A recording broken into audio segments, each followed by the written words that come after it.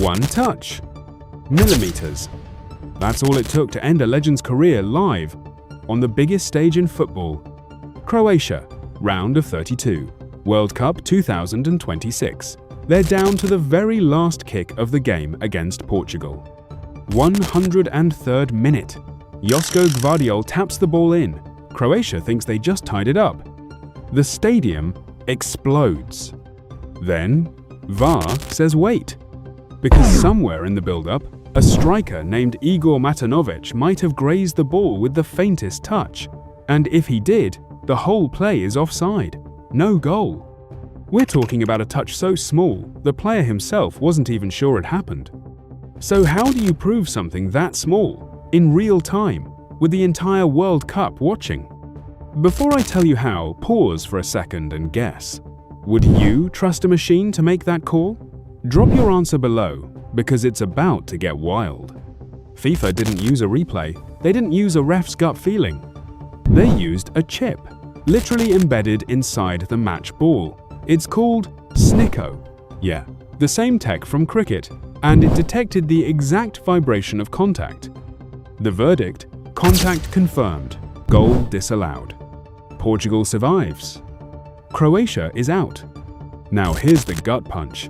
That wasn't just any Croatia player losing a chance. That was Luka Modric's final match. One of the greatest midfielders of his generation, playing his last ever moment for his country, and it ended on a call decided by a chip inside a ball, not a human being. And this isn't a one-off glitch. This is officially the 10th goal wiped out by VAR at this World Cup alone. Every tournament, we're told the tech will make things more fair. And every tournament, it ends up deciding history instead of just watching it.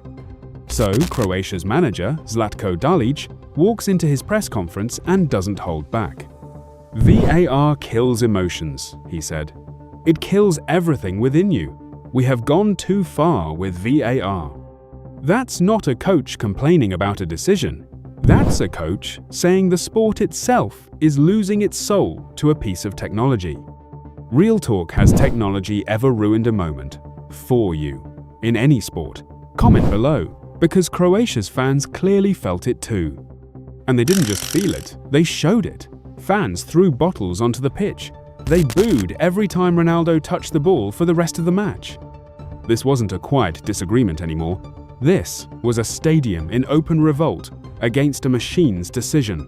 They already put out a statement straight to the point. No apology, just data. Basically saying, the chip proved contact, the call was correct, end of discussion. But here's the interesting part.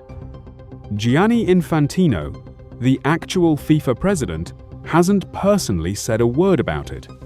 He's been touring the tournament, city after city, staying miles away from this specific storm. And that silence says something too. Because if the technology is truly bulletproof, why not stand in front of the cameras and defend it yourself? So think about where that leaves football. A chip inside a ball can now end a legend's international career, decide who advances at the World Cup, and spark a stadium riot all in the same 30 seconds.